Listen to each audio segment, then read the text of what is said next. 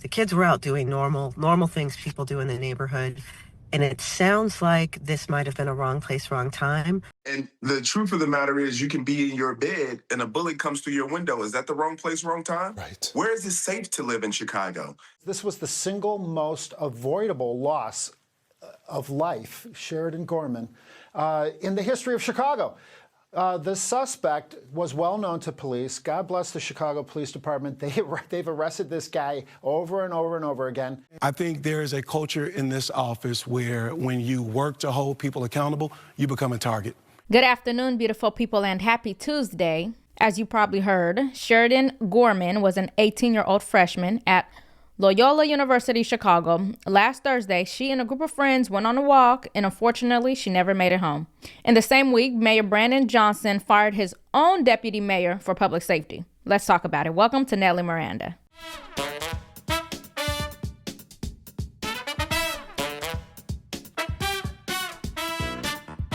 Signing an executive order aimed at reining in this out-of-control administration.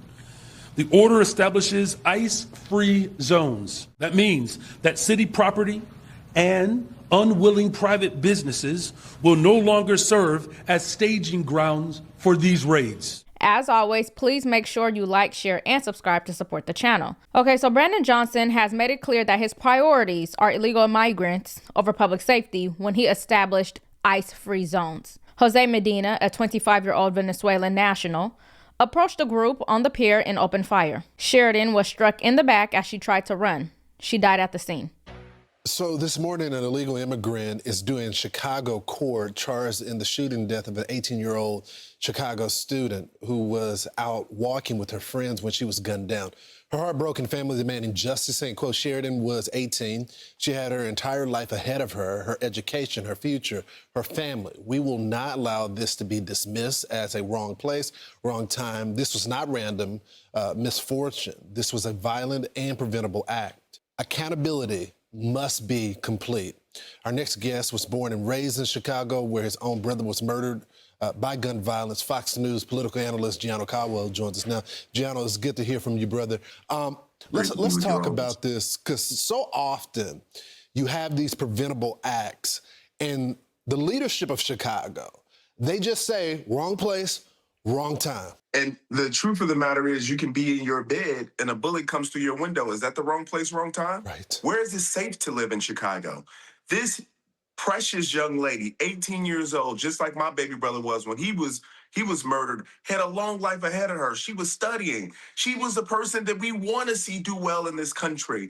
But yet and still, we have people like J.B. Pritzker, the governor of Illinois, and Mayor Brandon Johnson, who failed the test time and time again. This is an indictment on them. But it's not just an indictment on them. This is an indictment on every blue city and state that continues to endorse sanctuary city policies. These elected members that we sent out to do the job on behalf of our citizens need to end sanctuary cities once and for all. And they need to do so in a manner that if any of these elected mayors, Johnson, Karen Bass, and others, try to get in the way of these actions, they should face jail time. That is what I would like to see come out of our United States Congress. I agree. We should end sanctuary city policies. I find it quite insane that illegal migrants who would do just about anything to come to the United States, including walk here, then they get here and have the audacity to commit horrific crimes while being here illegally.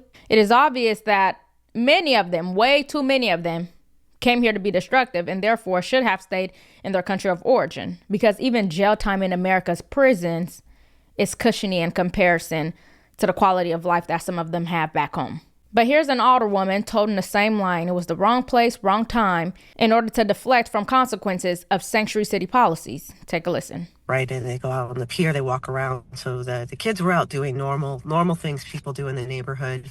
And it sounds like this might have been a wrong place, wrong time, running into a person who had a gun. They might have startled this person at the end of the pier unintentionally. I can't believe she just said that. She said they could have startled this person unintentionally. Wow.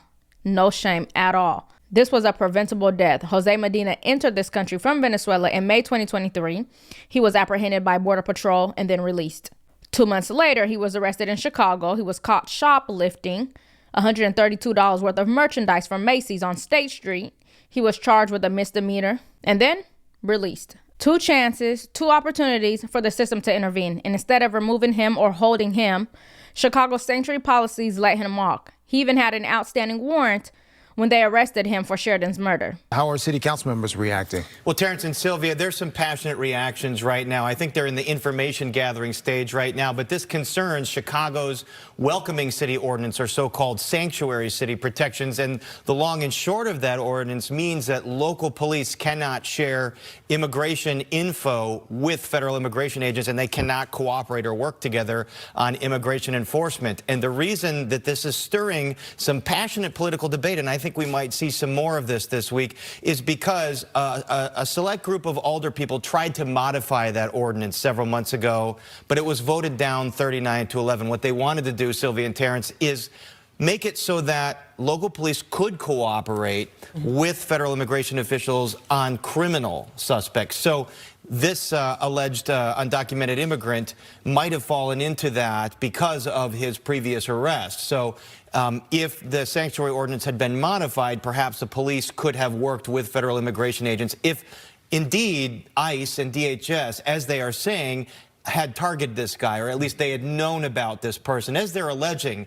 Although they're saying he's an illegal alien, I've talked to some cop sources who are not 100% sure. He came from Venezuela, allegedly. He could have been in here on temporary protected status or seeking asylum, which would complicate things a little bit. We just don't know that 100% what his status was. But it is engendering those passions now around aldermen like Ray Lopez, Brian Hopkins. They're stronger on public safety. They want to revisit this vote now. In fact, Ray Lopez told me, I want to talk to those 39 aldermen that voted this down and ask them what they have to say now, given this tragedy that happened in Rogers Park.